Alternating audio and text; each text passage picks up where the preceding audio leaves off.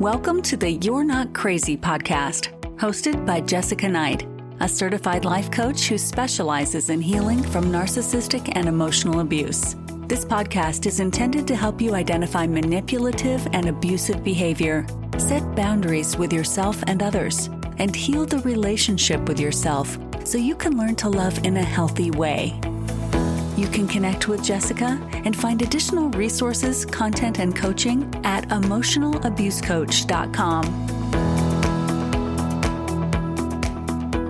Hello, and thank you for being here. Before we dive in, I want to go through the fine print and share how we can work together. Because healing from this kind of pain takes a lot more than time. It takes the right kind of support.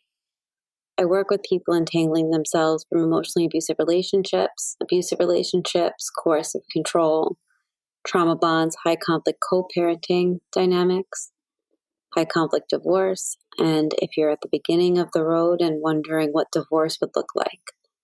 I offer one-on-one coaching at every stage.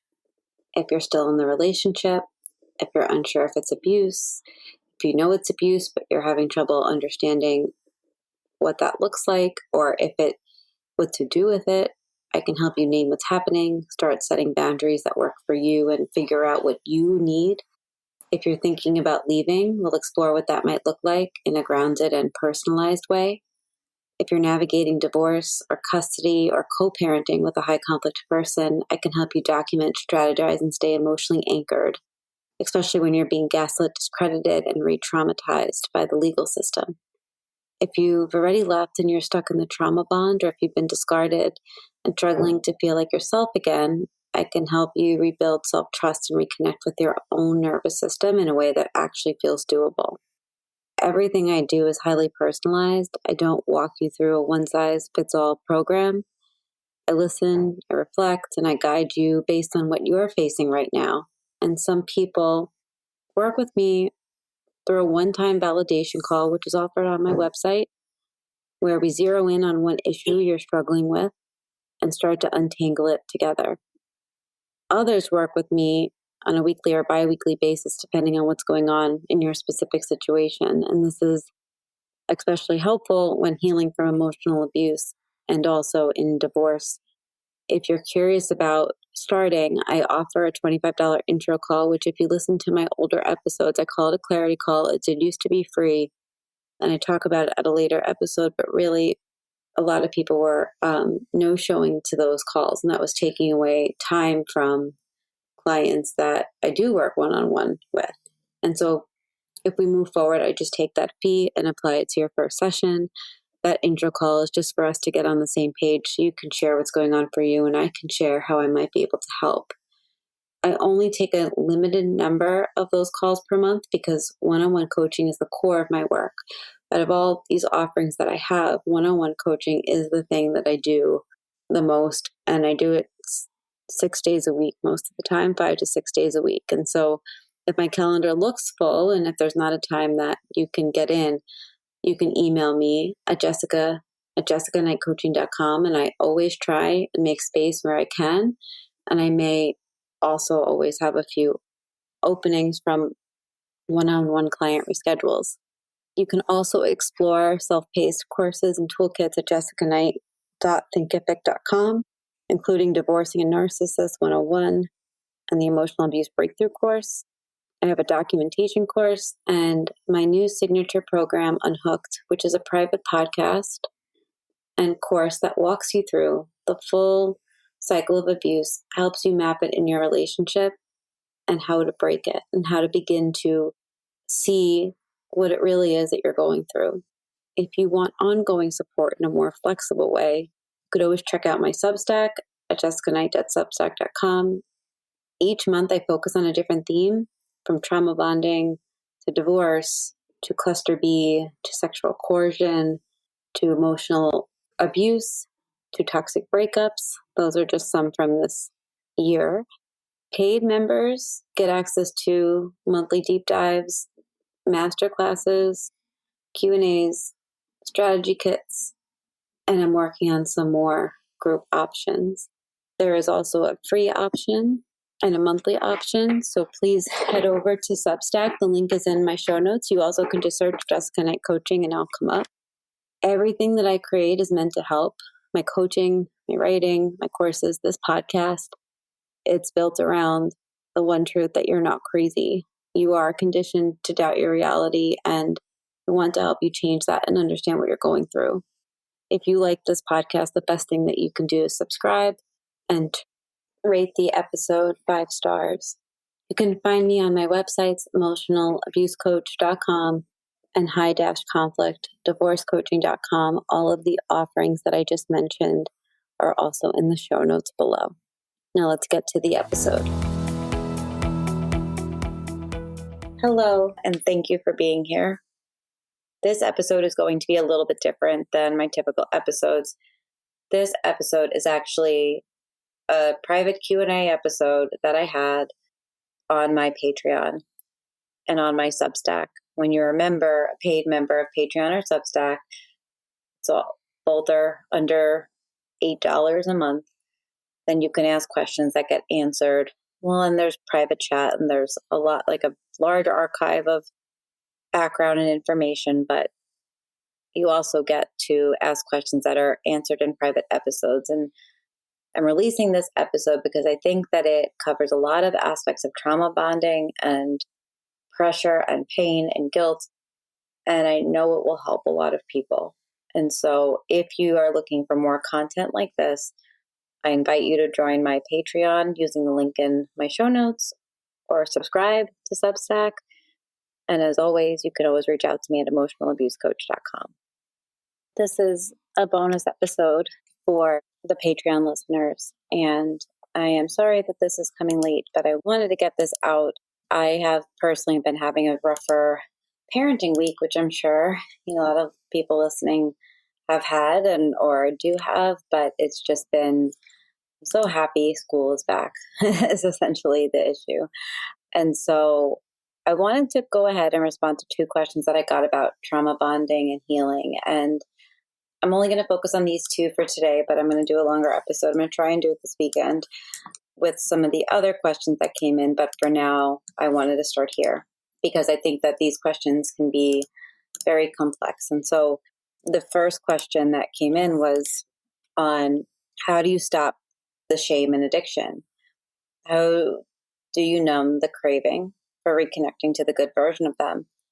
How do you learn to love yourself more and see a future without them outside of the cycle? And I think there's obviously a lot of questions in there, and it's all about basically how can I understand trauma bonding? And so I think what happens is that we get addicted to the cycle. You are not craving them necessarily, but you're craving that sense of relief. And that's something that I've talked about a lot on various platforms, but you want relief from the loneliness or from the withdrawal or from the pain that they numbed you by over time. And a lot of times we get hooked on these little pieces of normalcy or decency, but the cycle of abuse, the affection, withdrawal, punishment, affection, that whole thing is such a system of a way to make us crazy.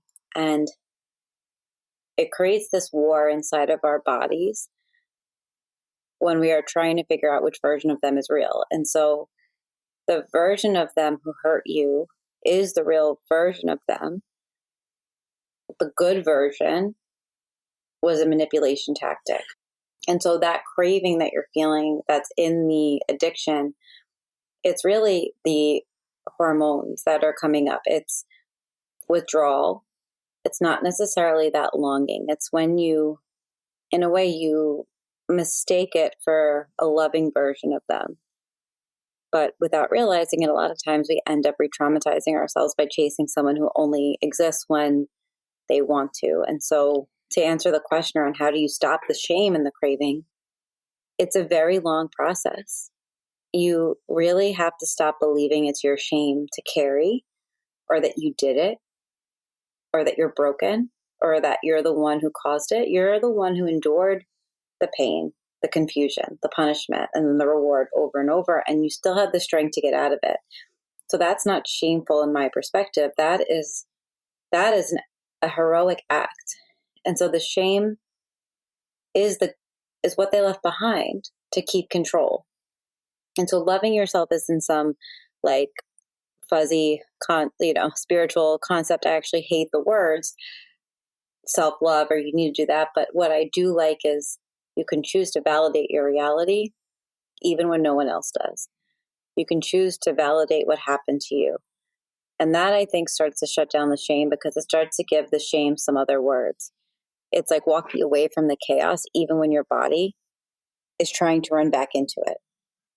And it could be 1,000 tiny little pieces. So it could be refusing to answer their texts, refusing to read the old messages, refusing to tell yourself a story that it's your fault, refusing to let yourself go down a spiral, refusing to check their social media, refusing to forget how bad this was. You're craving that good version. And something else that I think might be important to name is that shame is, the way I see shame is it's the internalized voice of the abuser saying that I'm bad. It's that repetition of you're too much, you're not enough, this is your fault. If you only had done XYZ, that's not truth. That's their programming of you. And so a lot of times it gets so stuck in our head, that's internal gaslighting. And when you are addicted to it, it's almost as if like that's the lifeline for the addiction, are all of those thoughts.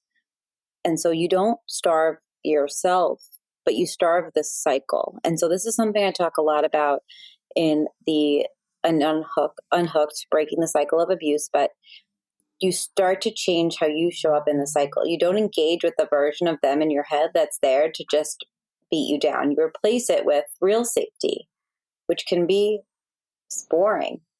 It could be annoying. It's not fun. It's not fireworks. It's not peace. And it will feel unbearable at times. And that's the withdrawal that comes in. But it is actually the path to freedom because you're actually starving the addiction that's there. And that is an act of validation, even if it doesn't feel like it is at some times. I hope that answers your question. I guess the part I didn't touch on about the future outside of the cycle, and I guess my short answer is that we have to get through the cycle first. And as you start to feel better, you can build that part of the cycle. The second question that I got was, when you have an ex who's doing substantial amount of work on quote unquote change, how do you trust that they're actually changing versus it's the trauma bond cycle repeating itself? And they go into context about what that looks like. I'm going to paraphrase it, that their ex is doing therapy, 12-step program, and a couple other self-improvement programs. The language has changed, but the actions have sort of shifted. And this person is feeling hesitant to give much of that time or much of their time because they probably have been in this for a long time. They didn't say that though, but I'm guessing that that is definitely a part of the puzzle. And so I think the plain answer to this is that change is not what somebody says they're doing. It's what they prove over time, like under a period of time with zero expectation of reward, but they continue to show up anyway, and they catch themselves and they hold themselves accountability, and the words and the actions start to align. And whether or not the change is real, you don't owe anybody your peace, your vulnerability, just because they claim to be healing. I think that when somebody is signed up for therapy, like I had an ex that signed up for 2 hours of therapy a week with this like one specific therapist, and it was like the badge of honor that he wore, and was going to another therapist as well.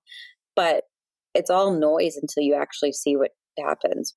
What do they have to give up to do the work, right? Like what versions of themselves are they sort of like trying to dismantle? Like when I think about this particular person, he wasn't interested in dismantling his own perception of what the situations were, even though his therapist was giving him some, I think, real upfront feedback about how he was handling things. And then it ended up turning all against me.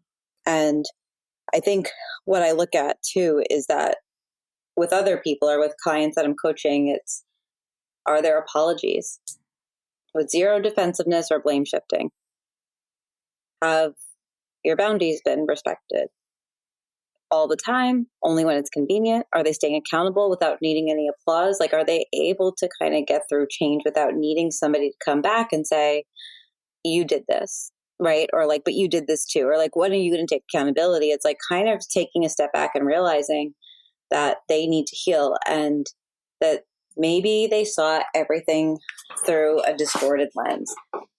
And I just thought about this now. So this thought might be a little messy, but there's this book called Should I Stay or Should I Go by Lundy Bancroft with Jack Petrossi, JAC. And there is basically, I'm going to paraphrase it. I'm not sure exactly where it is because I've read this book like 3,000 times. But basically what they say is that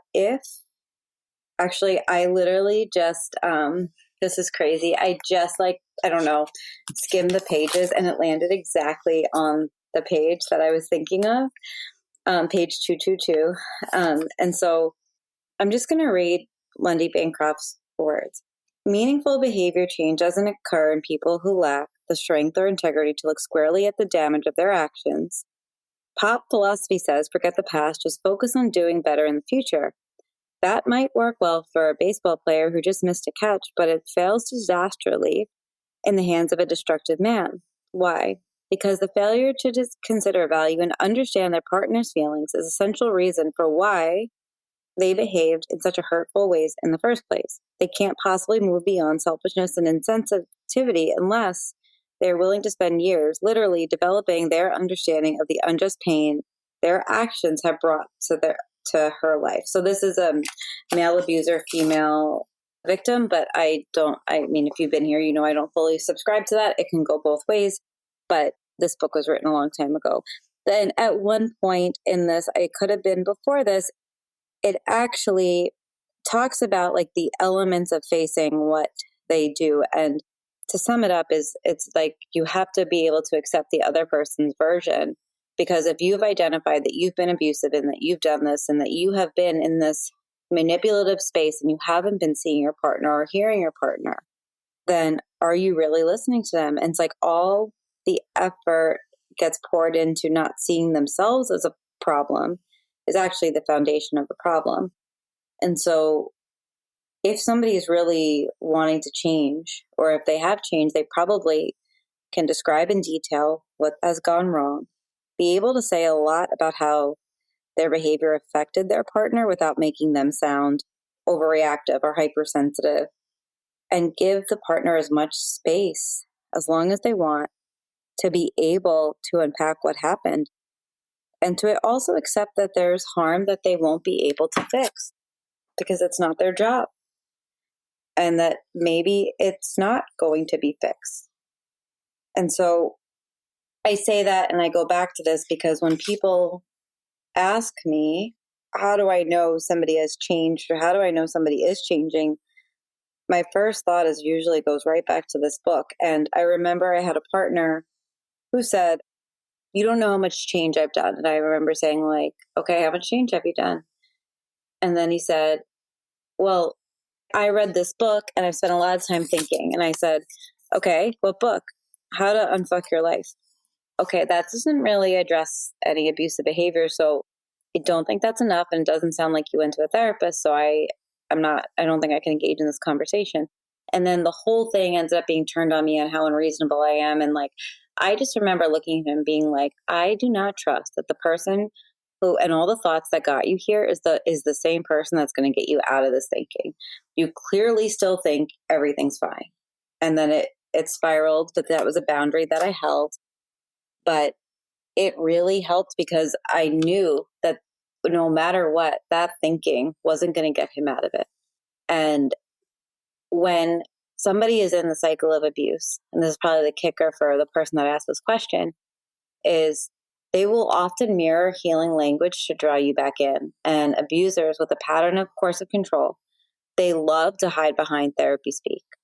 So suddenly they're talking about boundaries or attachment wounds or inner child work and codependency, but they're still invading your space, guilting you, and trying to reassert control and trying to keep you in a relationship, even if you're saying that you don't want to be in it.